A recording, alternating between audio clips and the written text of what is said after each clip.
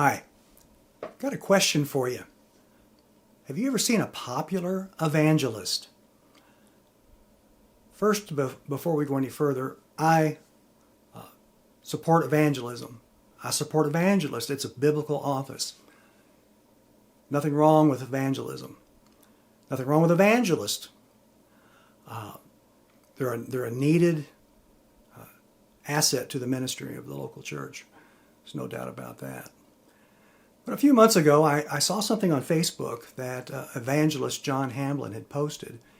And he posted this picture of Dr. John R. Rice, who is the former founder and editor of the Sword of the Lord newspaper, which is still in print. This is what it looks like. You've never seen it before.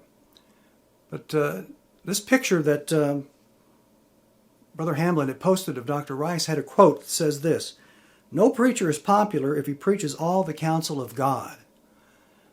I thought, now that's really an odd statement to me, because number one, John Hamblin is, I would consider, a popular evangelist, and so was John Rice back in his day.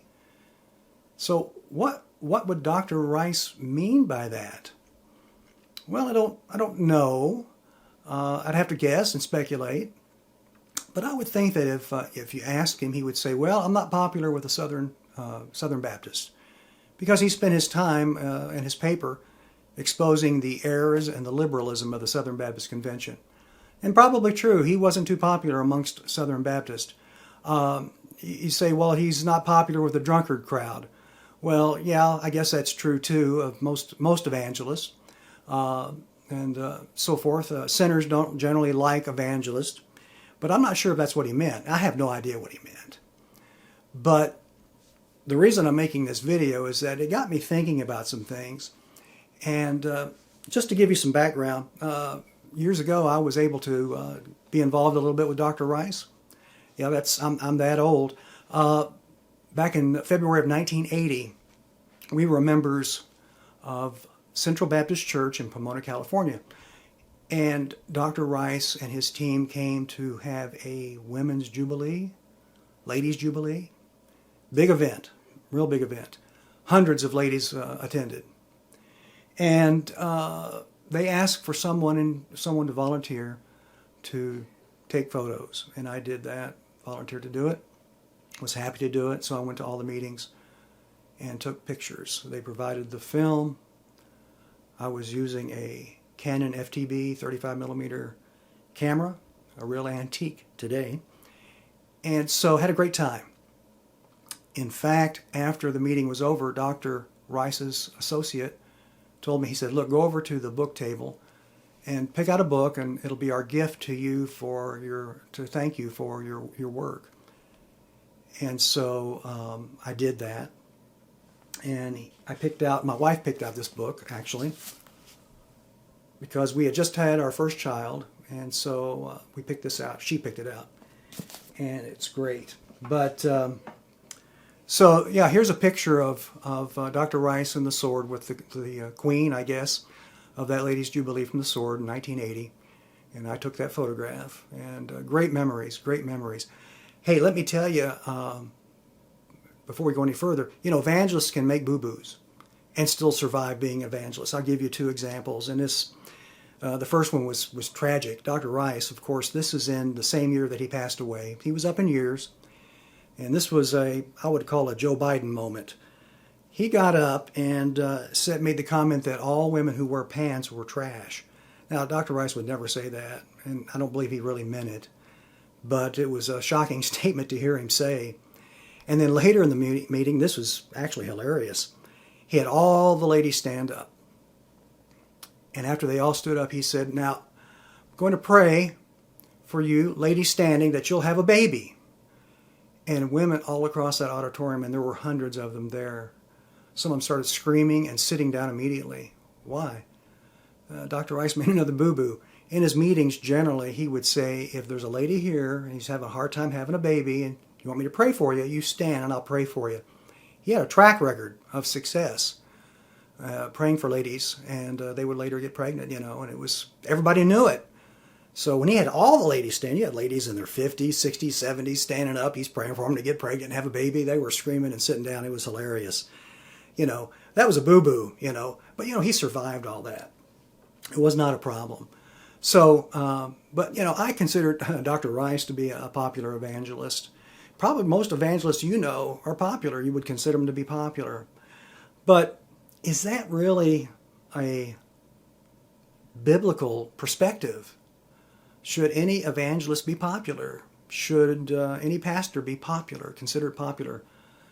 I'm not sure. Tell me in the comments below as we go on here. You'll get the drift of what I'm talking about.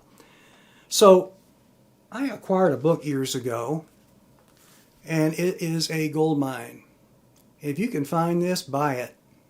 It's real thin. You can read it in 30 minutes, and you'll get a kick out of reading it, and you'll cry a little bit too. By the way, I let my pastor in Reno borrow this, and this is the way he returned it. The cover ripped off. Said, oh yeah, my dog got a hold of it. Did he offer to buy me another copy? Of course not. Anyway, so such is ministry. Amen. So I want to read you a story in here. And I'm not going to tell you who wrote the story. The book itself was edited by Ralph Sexton Sr., who's now in heaven. And I'm not sure why he put this together.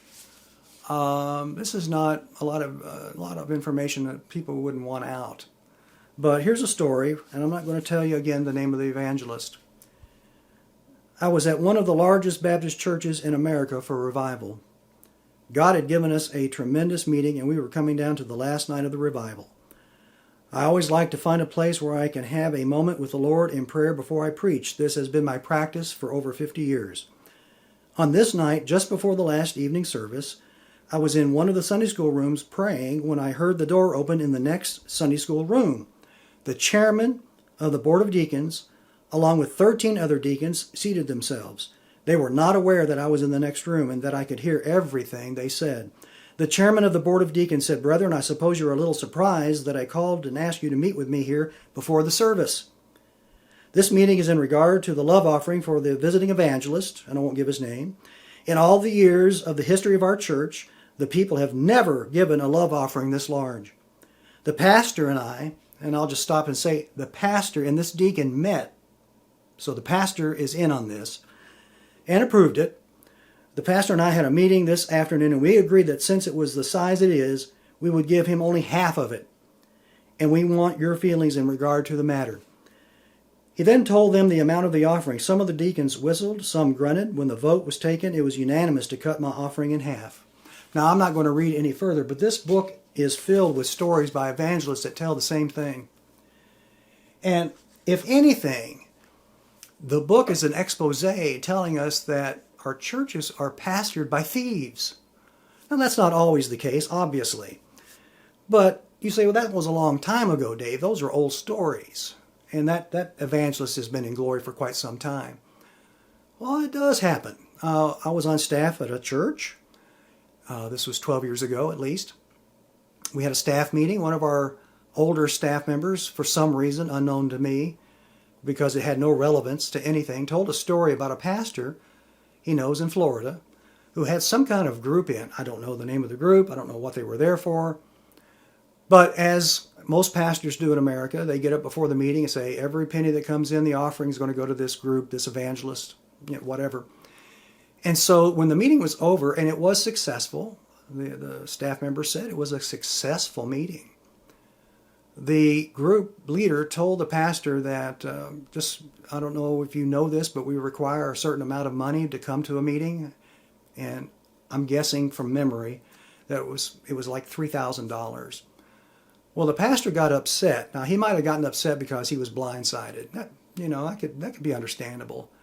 But I'm not sure why, because the offering was far greater than $3,000. But because he was upset and he didn't like the way that the man told it to him, he told the treasurer, hey, just cut him a check for $3,000. And so the man telling the story was sitting here telling it and sort of chuckling about it. And I don't remember if any of the other staff were chuckling about it or not, but there was some mumbling about it. And so I'm sitting here looking at him going, so So how did the pastor determine whose money to return to them, since he didn't give it all? The man said, and he just, he got flustered. He didn't know what to say. I said, let me tell you what the pastor did. He stole that money and he put it in the church treasury. He's a thief.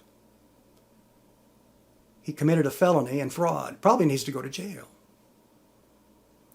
And, I'm usually tactful, but that meeting I lost it a little bit. I said, if our pastor, who was sitting right there, if I ever heard that our pastor did something like that, everybody would know it. Yeah, that ain't going to happen.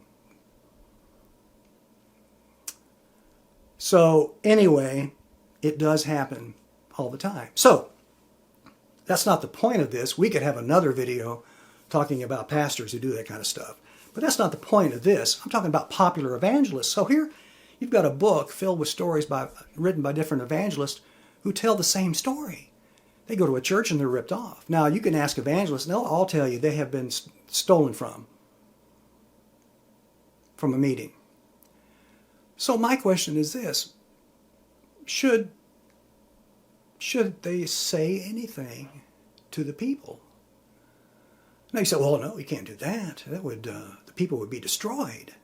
Well, here's my thing. Now I'm talking about, in my experience of being an independent, fundamental Baptist in America. Again, I don't know how other countries do any of this stuff. But in America, independent, fundamental Baptists are masters at covering up sin in churches. Nobody, except the Catholics, can cover up sexual sin better than Baptists. We're masters at it. We're great at it. So now you have evangelists that come in and find out that the pastor and the deacons are thieves. They don't say anything about it. Should they? Put it in your comments below. Let me know. Do you know an evangelist who's done such a thing and survived the ministry? Let me know. You don't have to give their name, but let us know. I'd like to know who that is. They need to be honored. But here's the truth. This is the hard truth. Number one, is it right for evangelists to make a living as being evangelists? I don't know. You tell me. Now, in America, they generally do. If you're making a living as an evangelist, you come into a meeting like that and you find out you're in the next room and they're talking about stealing your money, you're not going to say anything. Why? Well, you know why. Because once you do, you're done. Chances are you'll never have another meeting. No pastor's going to have you in if you're going to expose sin in the church that you're meeting in. Oh, no. We want you to talk about other churches' sins, not ours. No. We're not going to do that. So that's my take on it. Is that right? We're going to cover up that kind of thievery as well? I don't know. You tell me. That's the question I'm asking. Is it better to be popular or to be open and truthful? I don't know. Is there a right way to do it, a wrong way to do it? I don't know. Tell me. Let me know. Appreciate your time. Hope you understand the meaning behind this video. Hopefully it's a help. God bless.